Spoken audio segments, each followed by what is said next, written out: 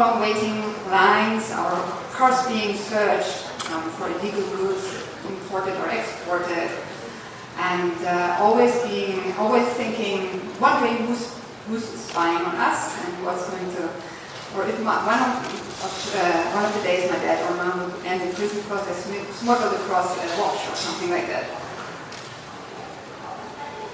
When my mom talked to us in summer 1989, about 3 months before the wall fell, she said to me one of the afternoons, I was doing my homework, and she said, you know, I don't think the GDR will exist more than 3 years. And I thought, oh my God, my mom is crazy. Very peculiar prediction, you know, and I know she had her reasons for that, but how to take your mom serious, I don't know. And at the same time, a friend of mine actually, he was a musician for the East German Opera House. He was on tour in West Germany, as many people on tour in West Germany. He never came back to his hotel. He chose to live in freedom, give up everything, and in his life back and start something new. If he had known a few months later, he wouldn't have done that. I mean, what's much worse and tragic is even 8 months before the wall fell, there was a young man, 20 years old, trying to cross the border, and he was shot. Chris Bay. And if he had known, of course, he would have still be alive. You can't blame these individuals for not predicting these events. But what's very peculiar is that even the regime, even the political elite of the GDR, actually no one predicted what's going to happen on the 9th of November in '89. And what makes it even more interesting is that at that time, the political elites of East Germany were supported by one of the most notorious secret police of the world. They were very much known for being very German and very professional. And they were also known for being one of the secret police which has had one of the most intense infiltration into society. So if you calculate the professional employees of the Stasi, plus the informal ones, plus the part-time ones, so you had a ratio of 1:1 secret agent to 6.5 Germans. Knowing that, or assuming that, of course my parents were always wondering who amongst our friends and families are spying on us. And when the border opened, we had the opportunity of looking at our files, and my parents never opened the files because they never wanted to know who amongst our relatives were the spies. But knew they are. When my parents were working for their dream that the wall will fall, it was a dream, and it was regarded as such, a dream, and no one was thinking that it could become true. And that is the inspiring part, I think, about it, that there are lots of challenges in this world today, and it's wonderful to know that such a dream can come true. And today we'd like to discuss how this would happen and what it changed at that time and how it still impacts the world today. I'd like to ask our dear guests and panelists to be here with me on stage. Thank you, and I'd like to wish you a joyful evening. Enjoy, and come. Thank you very much for a warm and inspiring welcoming remarks. Now we will have a panel discussion on the fall of the Berlin Wall. So I would like everyone to join me to welcome our honorable guests who are our panelists tonight. Please, ladies and gentlemen, help me welcome His Excellency Georg Schmidt, the German ambassador, onto the stage.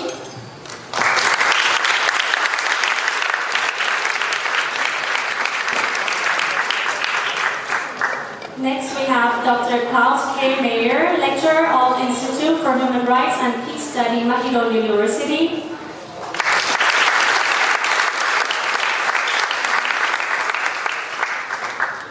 Next we have Ms. Maren Midair, Director of Goethe Institute, Bangkok.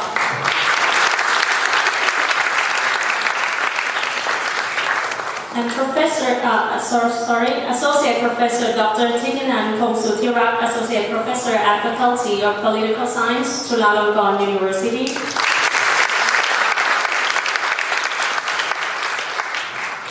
And our moderator for the panel tonight, Mr. Maurice Rainer Brokoff, Head of Regional Office, Southeast and East Asia, the British Norman Foundation.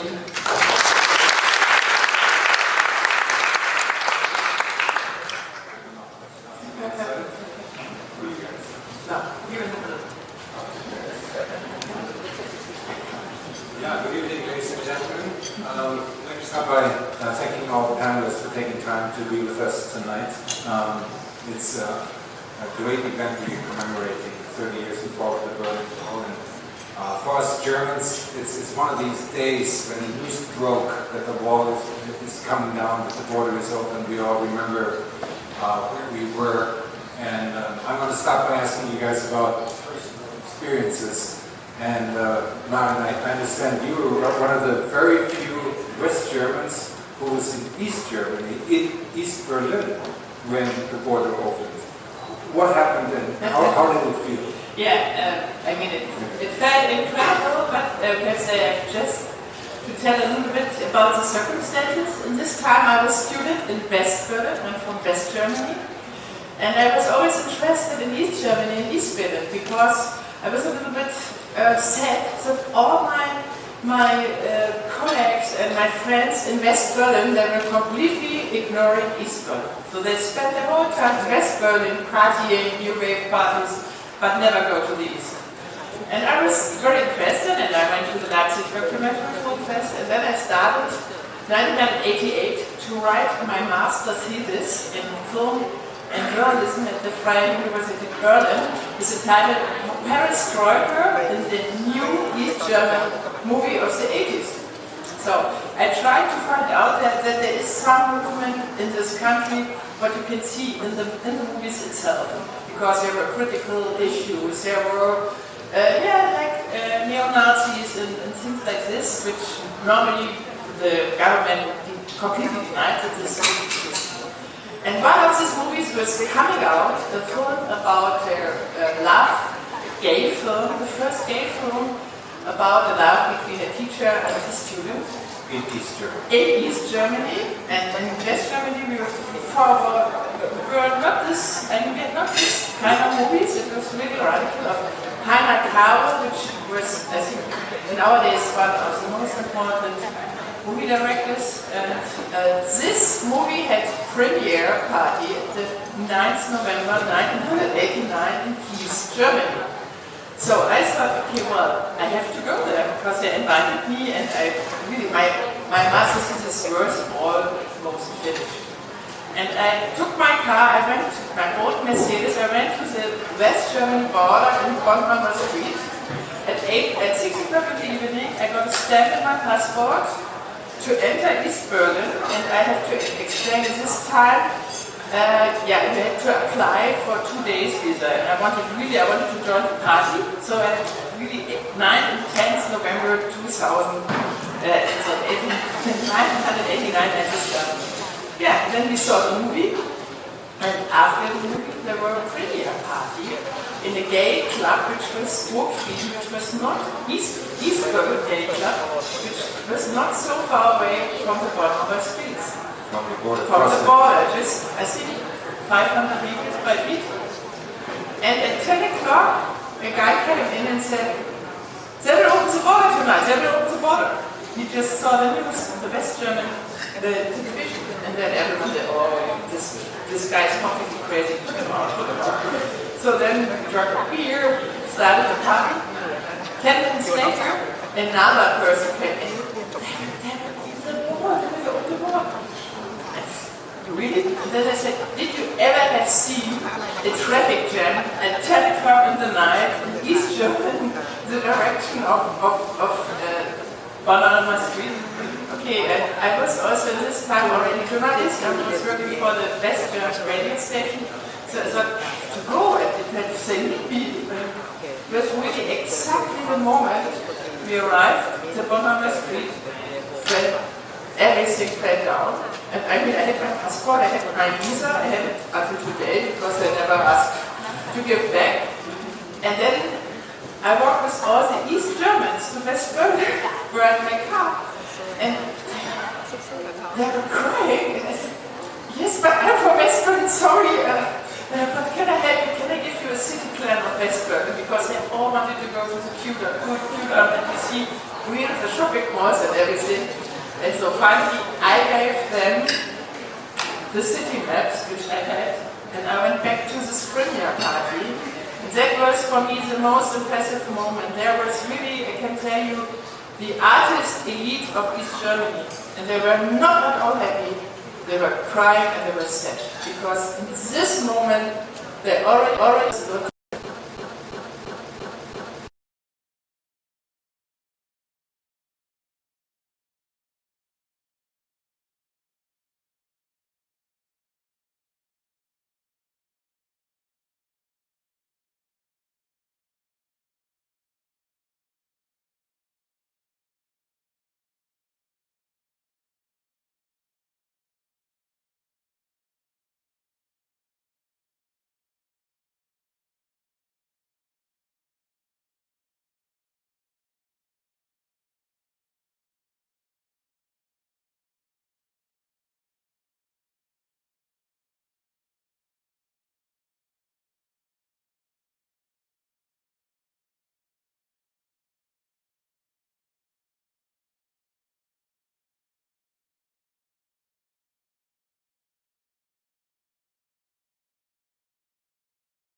Studying comp at that time. I thought it was a very valuable experience. And in the build-up, and also in the period afterwards, I was very much impressed by the attitude of my fellow students, because they had gone to a very traumatic experience with Tiananmen. Their hopes being shattered in June. Their hopes that China would reform peacefully and non-violently. Hopes stirred by the same, basically also as an effect of perestroika, if you want to say. And so you could feel that they were so happy for me, and it was exciting. And at that time I realized I have to go back, something is changing fundamentally, and I want to go back to Germany. But with the happiness, there was always a sense of sadness, like, well, you might achieve what we wanted to have and we couldn't have. And it reminded me, also like 30 years from now, that it could have gone completely wrong. There are some very tense moments, and people say it's so easy. Yes, it had to happen like this. But to me, it was still the miracle that people lost their fear. But on the other hand, people did not fire a single shot. And we were that close to that. We know it from now. And how it happened, I think I can be extremely thankful to that. So.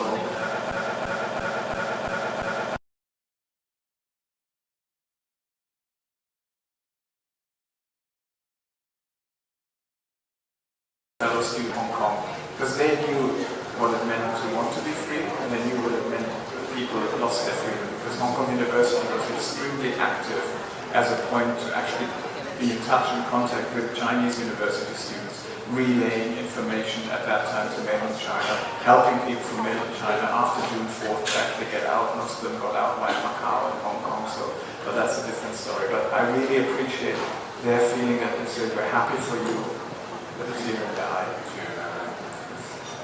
Professor Pidina, 1989, Asia, ASEAN, Thailand. What was the situation like from an Asian perspective? Obviously, it wasn't as personal, as big, but did you know right away that the world would change when the wall came down? I was studying international relations, so I was captivated, of course, by the changes, the dynamism in Europe. And Germany at that time was the central front. It was the main battleground, dividing line between the East and West. I remember the day I was coming back. I came back from school. My roommate said, "Hey, the Berlin Wall is collapsing." So they were being breached. The East German government announced that you can actually leave now, and if you want, but otherwise something like that, you can actually move out. So it was quite a spectacle to see on television. And all the networks, all the TV, the news anchormen, they covered it. But at the same time, I thought that it was coming along.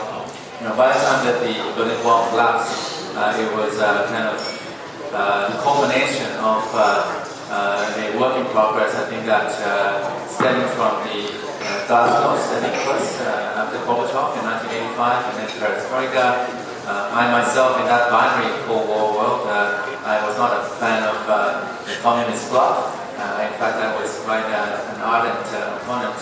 I wrote some editorials, opinion articles like I do now, but back then on Europe, and I did a piece. You would have to know that, analogous to the Berlin Wall, Germany, in Southeast Asia, we talk about ASEAN as an ASEAN, monolithic ASEAN. But in fact, in 1989, ASEAN only had 6 members. ASEAN was divided, Southeast Asia was divided. There was a communist bloc. So I've written some opinion pieces about Vietnamese, how evil the Vietnamese regime was being communist, and the Vietnamese, of course, invaded Cambodia in December 25th, 1978, and occupied Cambodia for 10 years. So just before, a couple of months before the Berlin Wall collapsed, the Vietnamese withdrew from Cambodia.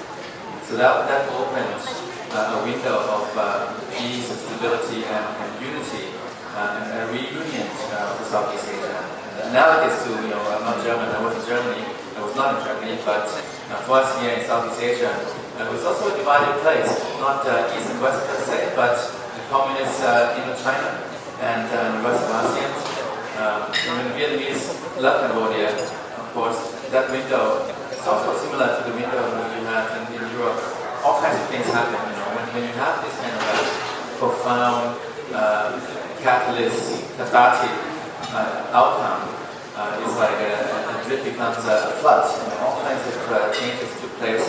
Eventually, they had the Japanese brokered at the top in Japan, and it led to the Jakarta informal meetings, Cambodian warring parties, and then, of course, Cambodia had the election in May 1993. I was May 23rd, 1993. So for us in Southeast Asia, the end of the communist world was consequential. It allowed Southeast Asia to reunite, to come into one again, and then for ASEAN to expand in 1995, Vietnam, and of course Burma, Myanmar, Laos, Cambodia in 1999, and we are ASEAN 10. So going back, I would think that it was something that we have to look at it in broad sweep history. It's a very profound event, but it's an event a long time now. For Southeast Asia, for Thailand, we would relate to it through, I think, the Vietnamese invasion, occupation of Cambodia, and the eventual reunification.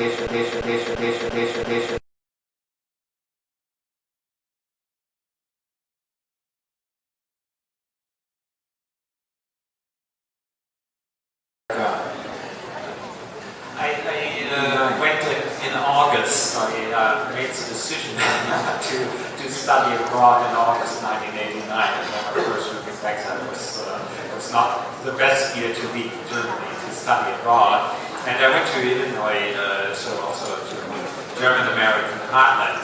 I remember, first of all, the many decisions I didn't go as part of an exchange program. I went on my own, and so I was in a group of very international students, and there were discussions about what was going on in Europe, of course, all the time from the beginning. I was asked all the time, "Oh, you're German, so what's going on? How do you feel about it?" And these discussions in part were quite controversial.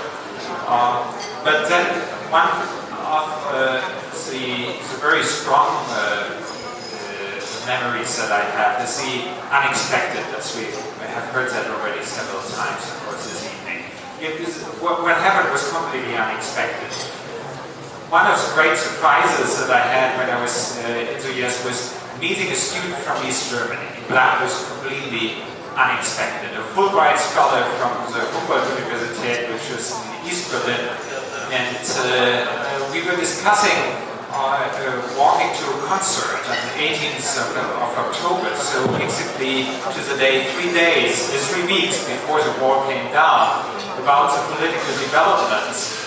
And he said, and that was in itself a huge surprise. He said, oh yeah, there will be a reunification.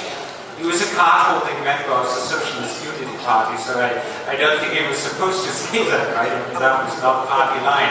He said there will be a reunification, but it would take 30 years.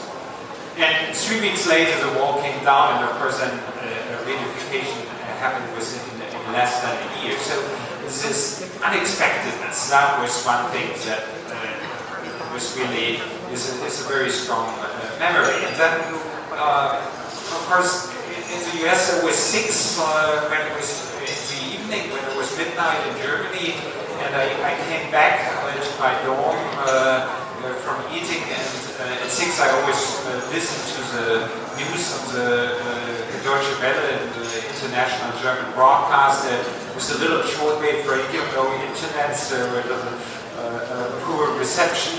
And there was this news about the wall, and it was of course completely unbelievable.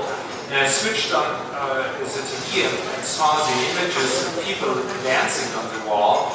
And so there was this incredulity, really, on the one hand, and a joy that is quite hard to describe. I think anybody who saw the wall will experience that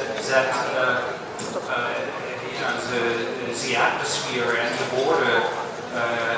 I'm from a West German family, but my parents took me to Berlin when I was 12 in 1977 in October. It just happened to be the 60th anniversary of the October Revolution, and the atmosphere really, even though I was so little still, left a real deep impression on me. The brain that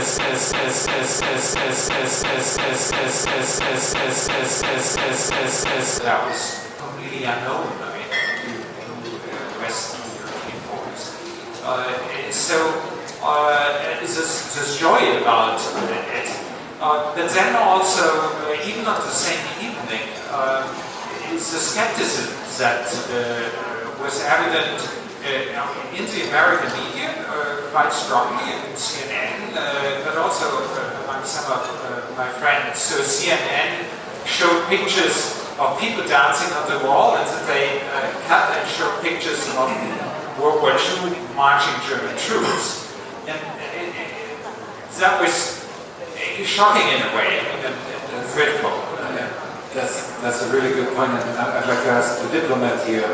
When the wall came down, it was one thing, but on that evening, it wasn't envisioned that there'd be reunification of Germany just a year later.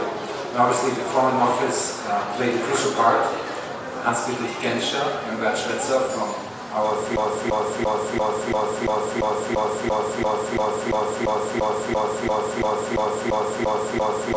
unified Germany would be a threat again to security. What was the role of the Foreign Office? What were the challenges? And did you personally expect it to be that fast within 12 months?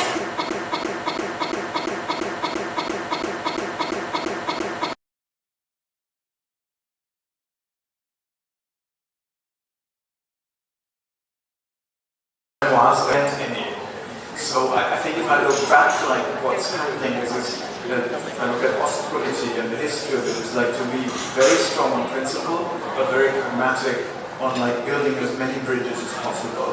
And if I look back to 1975, where you say in Helsinki, the OSCE, yes, we do not use violence. We say the borders are inviolable, but they're not unchangeable. So we leave a door open. And I think there are several important lessons for diplomacy also today, because we're faced with many situations where you think we cannot solve it. We're faced with Cyprus for a long time, a long conflict. We're faced with like the Palestinian territory. We're faced with Crimea, with other Taiwan. You can name it long. And I think it's very helpful in our job to remain very pragmatic and like, how do we build bridges as many as possible?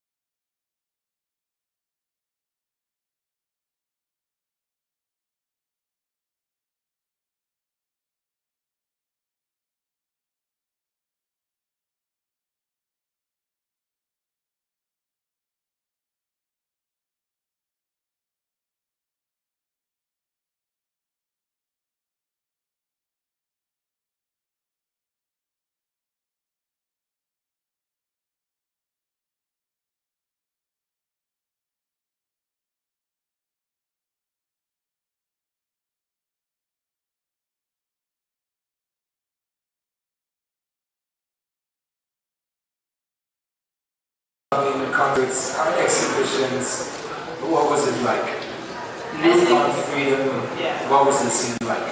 I think it was an enormous empty space full of possibilities. And it was a chance, I mean for us West Berliners, young journalist artists, we were, like a hippie town and telling us, okay, tomorrow is another life. And then the reality came, and all the artists from Poland, from Czechoslovakia, from all these neighboring countries, they could come to Berlin. So Berlin changed really in this years. It was, I think, first time after the roaring 20s, an international cosmopolitan city, way of culture. And you all know the famous electro-techno music from Berlin. This music is really the product of the reunification.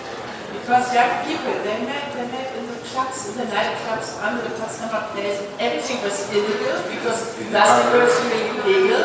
So everything was possible. And then the young generation, they found a new way to paint, to dance.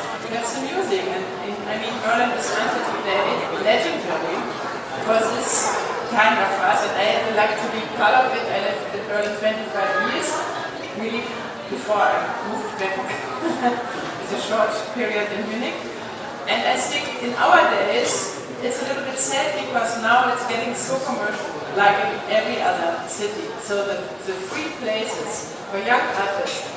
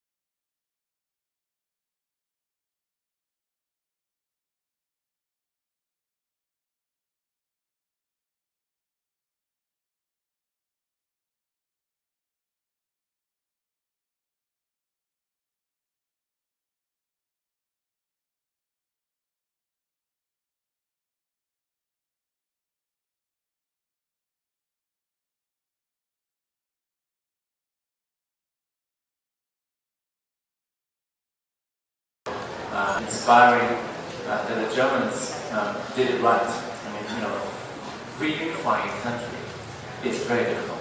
After decades of separation, competing systems, very different systems. But in a way for me, so what happened in Germany with the reunification, basically it was a kind of the reunion of Germany and the restoration of the German place in Europe. Right? And Germany took its rightful place as the main anchor of Europe, and the German-French axis became the anchor, the pillar of Europe again, and reunite Germany towards the strength, the size is formidable, and still today it is the anchor of the European Union. Now, fast forward, if you look at the world we have today, we talk about the Berlin Wall, we have to kind of situate it in a broader context. What does it mean for us today? What does it mean for the future? I think that we are returning to a kind of history that we used to dread and that we try to avoid. So, Germany divided post-Second World War, right? We had a post-war order. But that post-war order was East and West. The USSR, the Soviet Union, they had their own system, the Warsaw Pact, and the Comintern, and so on and so on. It had its own client state, and then there was the West. And the West has its own system, market economies, capitalism, liberal democracies. So with the German reunification, it was restoring Germans, not just unity, but great place in continental Europe, like the centuries past. But we can also see this as a kind of the end or the the achievement along the way of the post-war liberal international order. That post-war liberal international order proceeded from German reunifications all the way through Maastricht Treaty, all the way to the, we have now the single currency, all the various institutions, the integrated security policy, foreign policy, and so on. So it united Europe in a way. But that united Europe, after having overcome the East, the Soviet Union, Soviet system, itself now is facing challenges, daunting challenges, and I think that we have, apart from Brexit, we have the rise of this populist right, we have rightist parties in all countries across Europe. And I think that if I may say,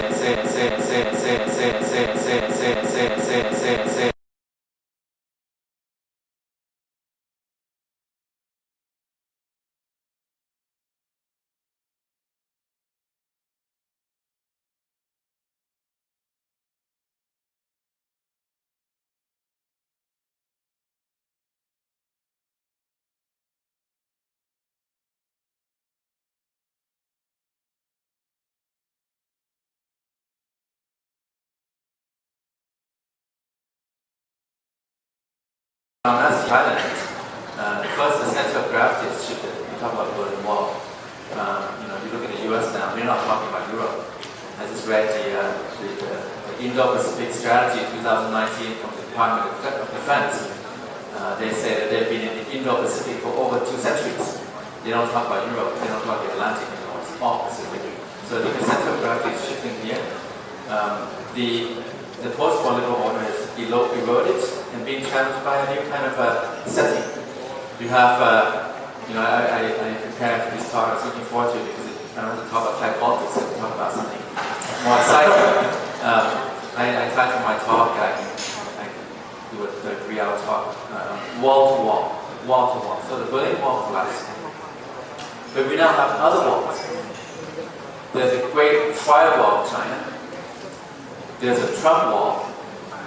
So in a way, the walls are coming back. I mean, there's anti-migration, anti-immigration, everywhere around the world. Trump wants to keep the Hispanics out, Central Americans.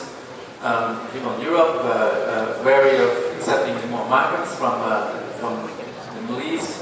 Even around here, Myanmar, it's not like letting the Rohingyas back in Myanmar willingly.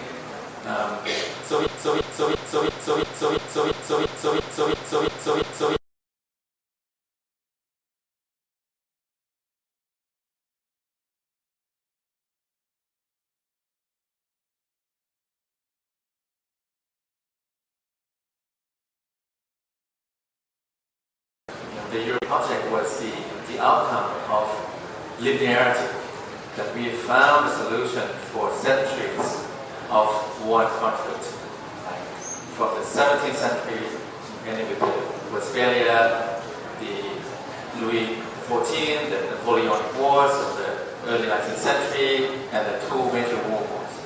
But now, just 1 minute since I prepared a lot, now I think we have to look at the rivalry between the US and China. It's a new kind of rivalry. The Soviet Union and the US, they had a lot of conflicts. They never fought directly. They had military conflict that was fought in third country proceedings.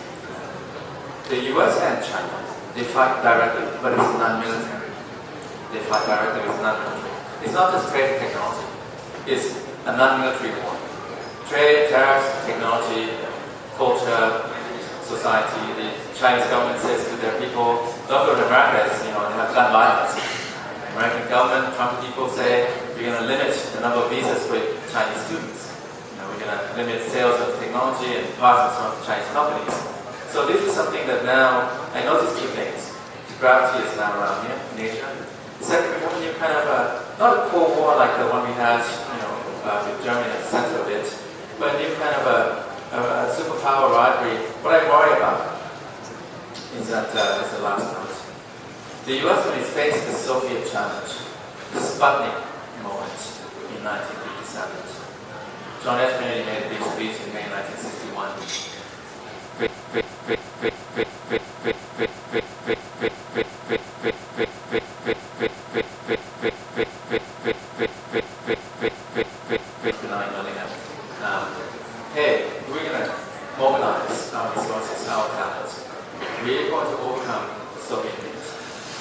we're going to put a man in space, man on the moon, like in a decade.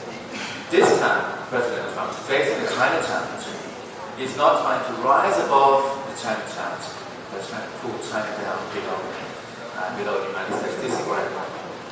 Thank you. Dr. Meyer, we heard it now, and I hear it over and over that the German reunification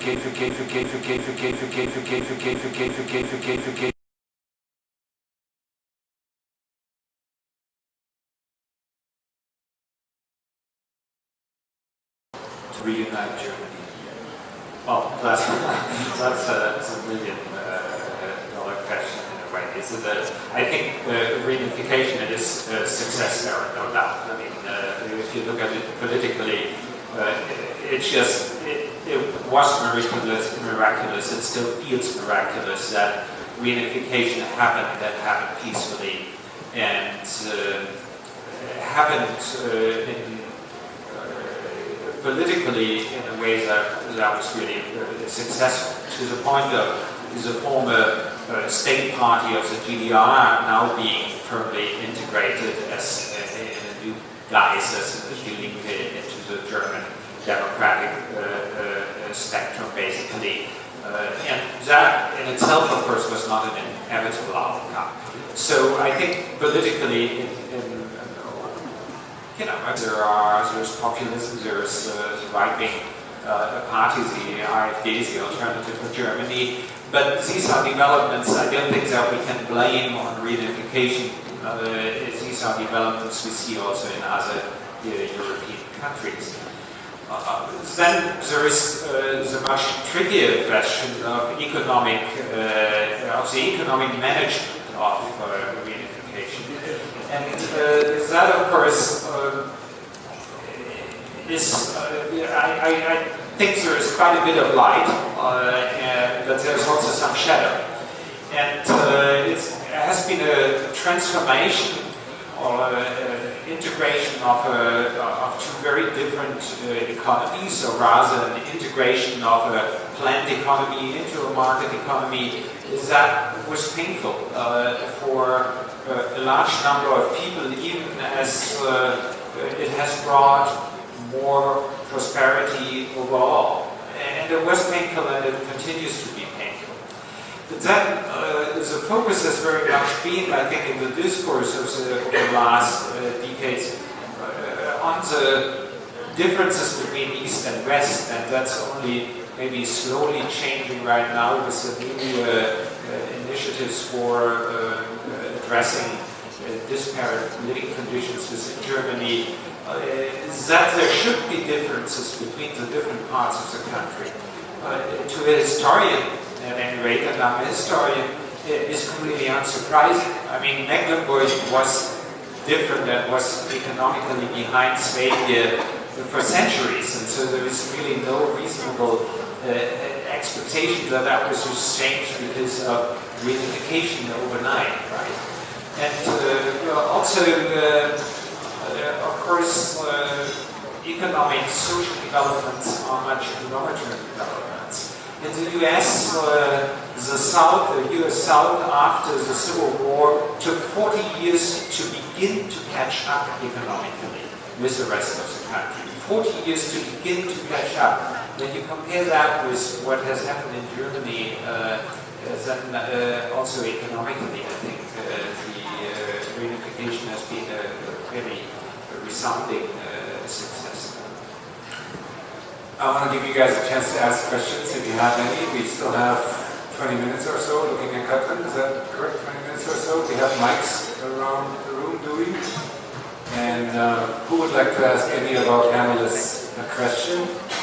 Please tell us who you are and who you would like to direct the question to. And if you don't have any, then I have many more questions. So this is your chance. Anybody? Nobody? Okay, then we will continue, and in case you can think of a question, just raise your hand and I'll interrupt. I want to go back to culture. I'm thinking 1990s, I'm thinking the center of Europe in terms of art also, the Roaring 20s, and certainly geographically, of course, Berlin, could be considered a center of Europe. If we only had a world-class airport, we would probably be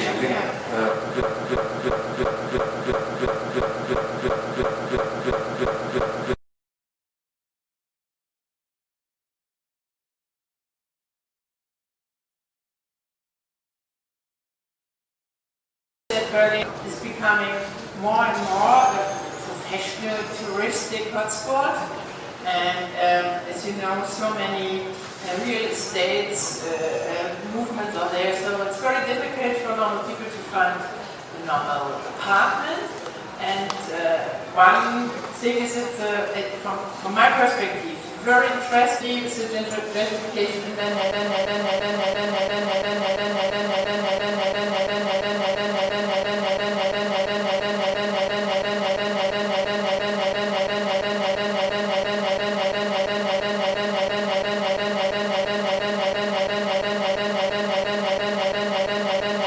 kids, teenagers, you know, with all the good and bad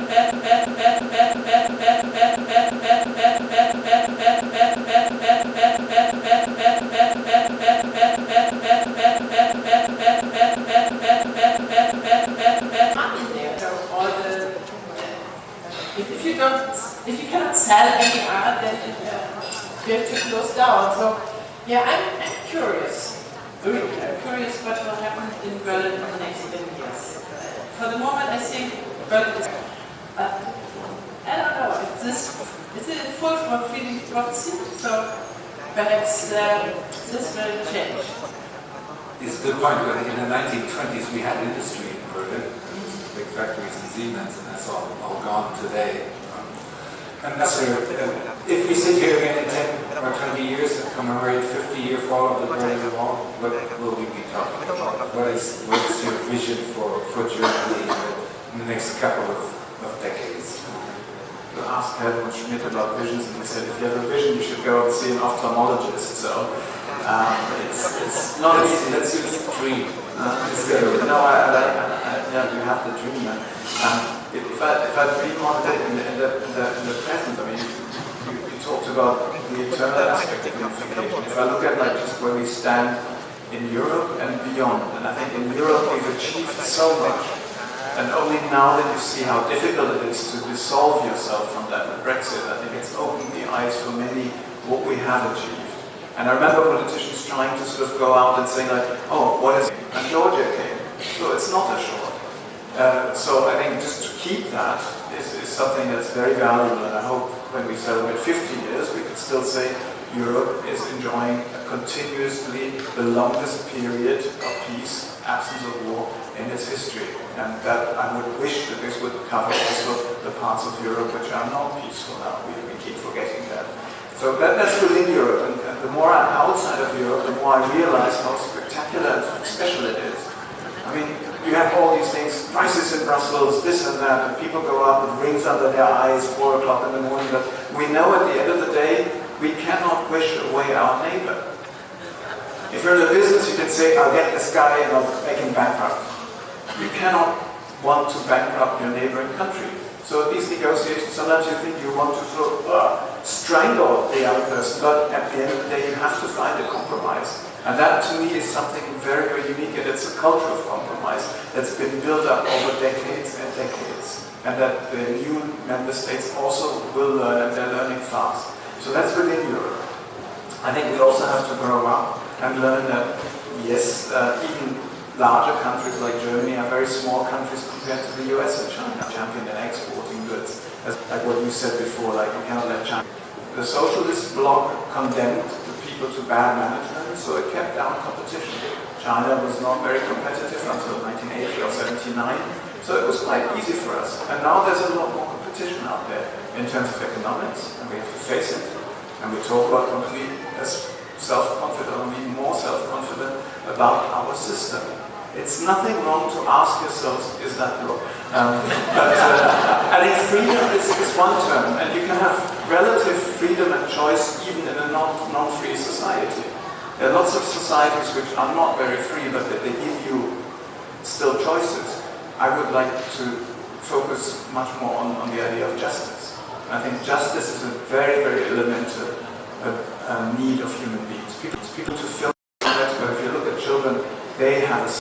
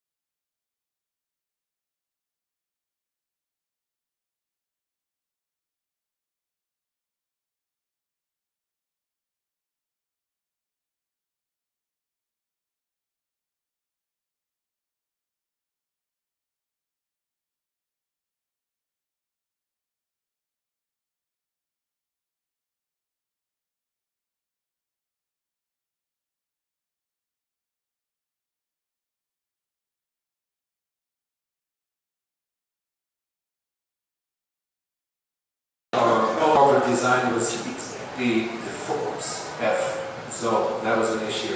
This is a capital F.